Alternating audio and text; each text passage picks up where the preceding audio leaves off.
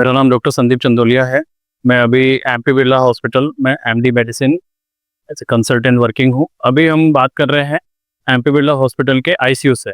जो हमारा आईसीयू है ये फुली इक्विप्ड है इन वेंटिलेटर्स। तो हम आज बात करने वाले हैं वेंटिलेटर जो मशीन है इसके बारे में कि किस तरह से ये एक लाइफ सेविंग मशीन है।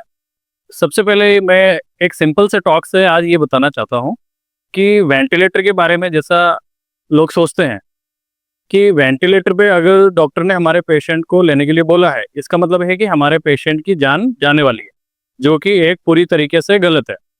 तो मैं एक सिंपल से एग्जांपल से आज आपको ये एक्सप्लेन करने वाला हूँ। तो हमारे बॉडी के अंदर 2 लंग्स होते हैं और लंग्स का काम होता है ऑक्सीजन को अंदर लेना और बॉडी की ब्लड की कार्बन डाइऑक्साइड को बाहर छोड़ देना। सेम वर्क जो है ये वेंटिलेटर मशीन करती है।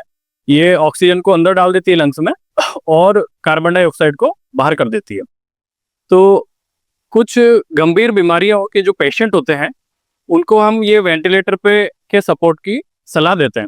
वो तब देते हैं जब उनके लंग्स जो है प्रॉपर फंक्शन नहीं कर पाते हैं और वो रूम टेम्परेचर पे ऑक्सीजन को मेंटेन करने में असमर्थ होते हैं।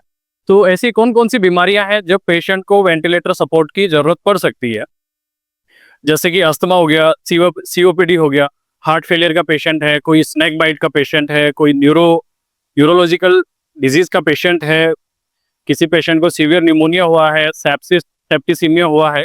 ऐसे पेशेंट के लंग्स जो है टेम्परेरी जो है सीवियरली इतने डैमेज हो सकते हैं कि वो ऑक्सीजन को बॉडी में मेंटेन करने में असमर्थ होता है।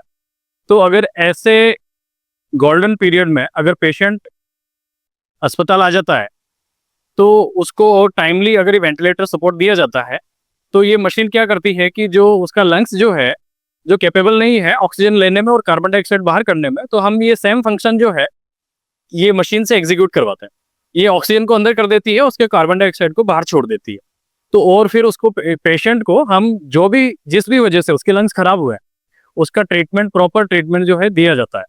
तो उसके लंग्स जो है धीरे धीरे रिकवर होते हैं। तब तक ये मशीन जो है उसको सपोर्ट देती है, ऑक्सीजन को अंदर करती है, कार्बन डाइऑक्साइड बाहर करती है।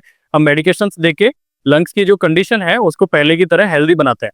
तो उसके बाद इस मशीन को हटा दिया जाता है और पेशेंट जो है धीरे धीरे स्वस्थ हो जाता है। हमारे कई पेशेंट हैं जिनको हमने वेंटिलेटर का सपोर्ट दिया और उनको टाइमली ये वेंटिलेटर सपोर्ट मिलने से वो आज भी जो है हेल्दी लाइफ जी रहे हैं।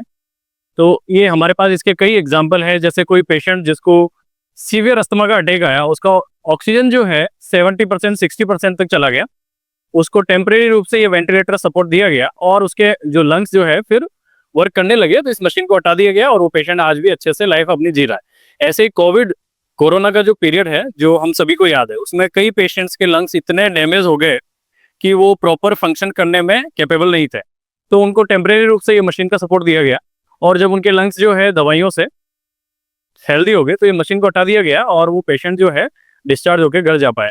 ऐसे ही कभी पेशेंट सडनली कोई हार्ट पेशेंट होता है जिसकी पंपिंग जो है हार्ट की प्रॉपर नहीं होती है, तो वो कभी सर्टेन कंडीशंस में उसका हार्ट जो है वो फेल हो सकता है और उसको उस समय पे इस मशीन की जरूरत पड़ जाती है और उसको पेशेंट को जो है मेडिकेशंस के थ्रू उसके लंग्स को जो है वापस से हेल्दी बनाया जाता है और ये मशीन को वापस हटा दिया जाता है।